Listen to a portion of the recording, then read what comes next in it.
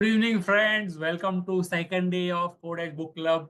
मैं हूं डॉक्टर कार्तिक शाह। मैं और मेरे वाइफ डॉक्टर गौरी, हम दोनों होम्योपैथ से बेस्ड इन मुंबई।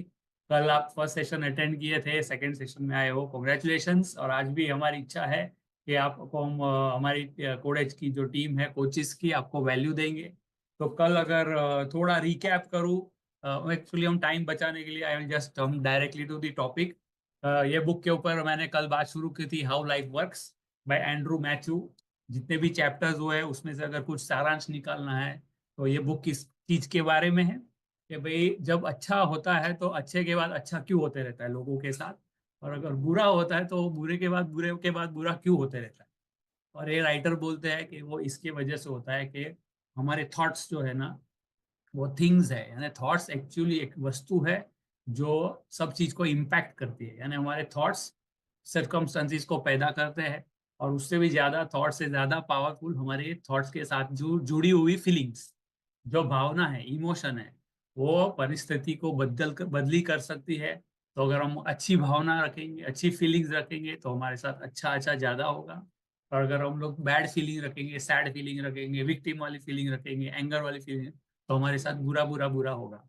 तो एक लाइन में वो बोलते हैं, change your feeling change your destiny. यानी अपनी फीलिंग्स को बदली करो तो आप अपनी किस्मत बदली कर सकते हो। तो अभी हम लोग नए चैप्टर पे आते हैं जिसका नाम है law of attraction. Law of attraction कई लोगों ने, आप लोग ने सुना होगा कि भाई थॉट्स आर थिंग्स बोलते हैं कि हम लोग जो सोचते हैं उससे कैसे होता है। तो उसके बारे में मस्त एक्सप्लेनेशन है। ये राइटर बोलते हैं, your mind is like an iceberg.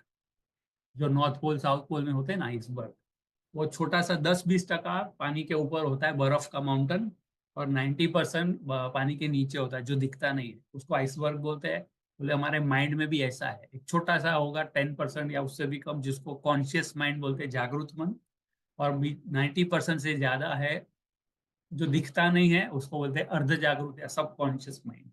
और ये लिखते हैं कि the mind, the power is in the part that you don't see. यानी जो पावर है वो सबकॉन्शियस माइंड के अंदर होता है। Every thought and feeling that you have ever had is there in the subconscious. यानी वो अभी तक के अपने जितने भी अनुभव, फीलिंग है, वो सब वहाँ पे स्टोर्ड होते हैं। और उसी से हमारी लाइफ डिजाइन होती है। It is driving your life. हमारे साथ जो हो रहा है वो सबकॉन्शियस प्रोग्राम की वजह से ही प्रोजेक्शन होता है। तो हमको लगेगा कि भाई अभी उसको प्रोग्राम अगर गड़बड़ वाला है, अभी तक मुझे जो चाहिए था वैसी लाइफ नहीं मिली, तो उसको अभी मैं सबकॉन्शियस प्रोग्राम को चेंज कैसे करूँ। बोले how do I program my subconscious to create and attract what I want. जवाब है, फीलिंग्स रीप्रोग्राम योर सबकॉन्शियस। अगर हम लोग फीलिंग्स चेंज करेंगे तो सबकॉन्शियस का प्रोग्राम चेंज होगा। नेविल गोडार्ड करके राइटर है, उनकी किताब कोट करते हैं, feeling is the secret.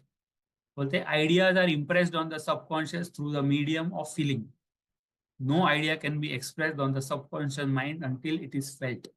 And the subconscious is the womb of creation. यानी क्या, अगर सबकॉन्शियस या अर्ध जागरूक मन के ऊपर अगर कोई आइडिया को छाप दिया ना, तो वो एक ही रास्ता है कि आपकी फीलिंग्स चेंज होगी।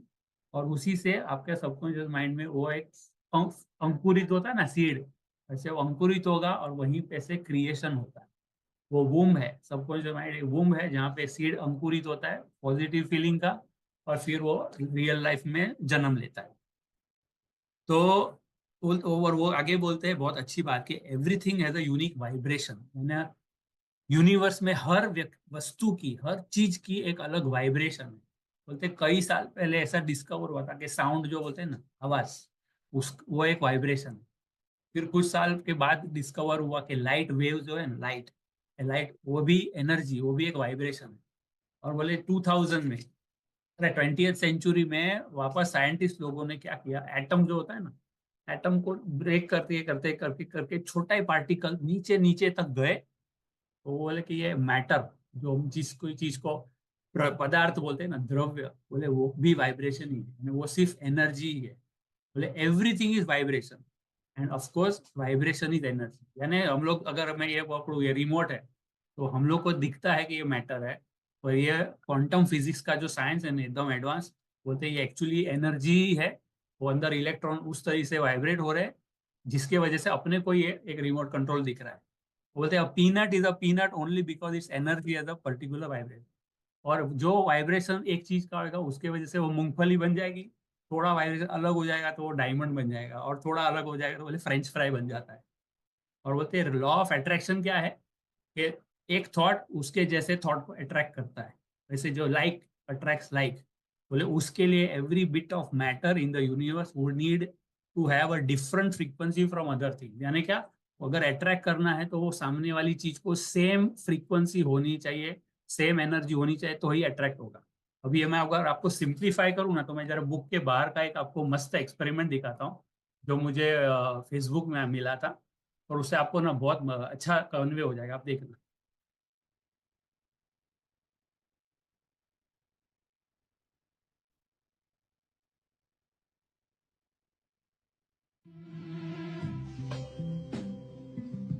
आप यहाँ देखोगे ना, ये ट्यूनिंग फोर्क है, 512 हर्ट्ज का है, और दूसरा है 440 का। 512 से किया ना तो उससे कुछ हिला नहीं। अभी सेम फ्रीक्वेंसी का ट्यूनिंग फोर्क आप देखो ना, आप देखोगे वाइब्रेशन पैदा हुआ और वो बॉल हिलने लगा।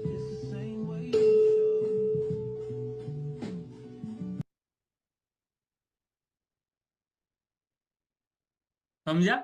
यानी वो क्या बोलते हैं कि अगर सेम फ्रीक्वेंसी आप लाओगे ना सोच की, तो उस फ्रीक्वेंसी की चीज आपके तरफ आएगी। हमारी इच्छा है पूरी करनी है, तो हमको हमारी वो फ्रीक्वेंसी को, सोच की फ्रीक्वेंसी को उस चीज की फ्रीक्वेंसी से मैच करना है, तो ही कुछ उसका निर्माण होगा। ओके। तो अभी अभी मैं आपको एकदम मस्त क्वांटम फिजिक्स का कंसेप्ट बता रहा हूँ। थोड़ा मेरे मुझे पढ़ने को 5 बार पढ़ा मैंने ये समझने के लिए, सिंप्लीफाई करके बोल रहा हूँ, पर चीज है फैंटास्टिक। ओके, आप सुनना। बोलते हैं क्वांटम फिजिक्स के एक प्रोफेसर है। क्वांटम फिजिक्स यानी क्या, एटम वगैरह, न्यूट्रॉन प्रोटॉन के अंदर अंदर अंदर की दुनिया स्टडी करना, हाँ, वो फिजिक्स है। उसके प्रोफेसर का नाम वुल्फगैंग पाउली। वो उनको नोबेल प्राइज मिला है ये सब स्टडी के लिए। वो बोलते हैं कि जो एटम में अंदर इलेक्ट्रॉन होते हैं ना, वो जो घूमते हैं, इलेक्ट्रॉन की फैंटास्टिक चीज सोचो। बोलते हैं कि इलेक्ट्रॉन की 3 प्रॉपर्टी होती है। बोलते हैं एक होता है एनर्जी खुद की, दूसरा कि वो गोल घूम कैसे रहा है उसको स्पिन बोलते हैं, और तीसरा बोलते हैं किस ऑर्बिट में घूमता है, ऐसा ऐसा घूमता है ना। बोले साइंटिस्ट लोग ये 3 चीज को मल्टीप्लाई करके एक नंबर निकालते हैं, उसको बोलते हैं क्वांटम नंबर। फॉर एग्जाम्पल 23, चलो ज्यादा होगा पर मैं एग्जाम्पल 23, तो वो बोलते हैं कि 23 नंबर का इलेक्ट्रॉन है ना, पूरे ब्रह्मांड में दूसरा कोई भी इलेक्ट्रॉन 23 नंबर का नहीं होता है। यानी मैं कार्तिक हूं ना, कार्तिक जैसे पूरे दुनिया में 1000 कार्तिक हो सकते हैं। अब यहाँ पे चेतन बैठे ना, तो 1000 लाखों चेतन हो सकते हैं, पर ये 23 नंबर का इलेक्ट्रॉन पूरे ब्रह्मांड में एक ही है। तो वो बोलते हैं कि अ, अभी और उसमें एनर्जी चेंज होती है। आप देखो वो कल मैंने बात की थी ना कि हम लोग सोचते हैं उससे यूनिवर्स की एनर्जी चेंज होती है। बोलते हैं आप एक एप्पल ले लो, एप्पल के अंदर का एक इलेक्ट्रॉन है, जिसका अगर ये क्वांटम नंबर 23 है, अगर उसको घिसने का चालू किया ना, तो एनर्जी दिया ना, तो सपोज वो नंबर 23 से बढ़ के 26 चला गया, तो बोले ब्रह्मांड में ऑलरेडी 26 नंबर का कुछ तो चीज है ना, इलेक्ट्रॉन। बोले वो अपना नंबर बदली कर देगा। एट ए टाइम दो चीज 23 हो ही नहीं सकती। यानी वो क्या बोलते हैं देखो, कि ईच टाइम, यानी व्हेन यू, हाँ, when you polish an apple, when you kiss your lover, when you curse your neighbour, यानी अगर नेबर को गाली दे रहे हो, एप्पल को पॉलिश कर रहे हो, या पार्टनर को किस कर रहे हो, या भाई को माफ कर रहे हो, या खुजा रहे हो, बोले आप ऐसा एनर्जी पैदा कर रहे हो ना, उससे किसी और की एनर्जी चेंज होती है। यानी पूरे ब्रह्मांड में एक एक्शन, एक सोच का चेंज पूरे ब्रह्मांड में आता है। तो बोले each time one of Earth 7 billion people as a fleeting thought, electrons across the universe adjust, and each time you have a thought, electrons across the cosmos adjust। यानी क्या, मैं अगर सोचूंगा ना यार मुझे कार चाहिए, यार मुझे दिल से कार चाहिए, मुझे दिल से कार चाहिए, तो पूरे ब्रह्मांड में वो एनर्जी चेंज हो रही है। और फिर क्या होगा, मतलब जिस दिन वो कार की एनर्जी और मेरी एनर्जी सेम हो जाएगी ना, तो वो कार मेरी हो जाएगी। That is what he saying. Very fantastic चीज, समझने को थोड़ा टाइम लगता है, पर आप ये सोचो अपने को अभी एडवांस लग रहा है। ये नोबेल प्राइज वाले जो प्रोफेसर हैं, इन्होंने इसका शोध 1945 में किया था। 80 साल पहले से ऑलरेडी ये पता है, अपने को नहीं मालूम। बोले we are wrapped in one giant living breathing blanket. और उसको बोले कॉन्शियसनेस बोले, यानी एक ब्लैंकेट, जिंदा ब्लैंकेट के अंदर हम लोग सब जी रहे हैं, जिसको कॉन्शियसनेस बोला जाता है, एक एनर्जी का फील्ड। और बोले ये हाँ, और हर चीज का यूनिक वाइब्रेशन होता है, और बोले यही चीज से, यही साइंस अभी क्या कंफर्म कर रहा है, जो हमारे बुद्ध या एरिस्टोटल या जीसस क्राइस्ट जो बहुत पहले से बोले थे कि every thing in the universe is connected, क्योंकि एक इलेक्ट्रॉन चेंज होता है तो पूरे ब्रह्मांड में कुछ चेंज हो जाता है। दूसरा, thoughts doesn't just affect matter, thought is matter. बोले कोई चीज एक्चुअली है ही नहीं, वो सिर्फ वाइब्रेशन है। ठीक है। फिर आती है कि conclusion, what ever you have in your life right now, you created with your vibration, you attracted it.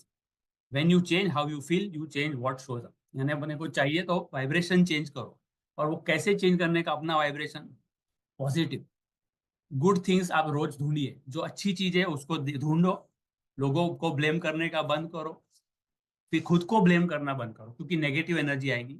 फिकर करना बंद करो, नेगेटिव एनर्जी आती है। और लोगों में अच्छी अच्छी चीजें ढूंढो, अच्छे गुण ढूंढिए।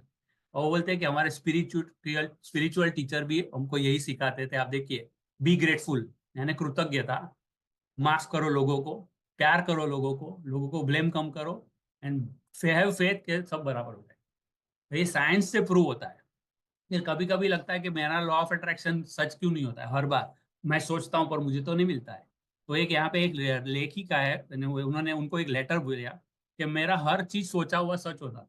मैं सोचा मुझे नया जॉब चाहिए तो मिल जाता था, घर ढूंढ रही हूँ तो मुझे किसी का अच्छा घर मिल जाता। फिर अगर पार्किंग ढूंढ रही हो तो पार्किंग भी मिल जाता।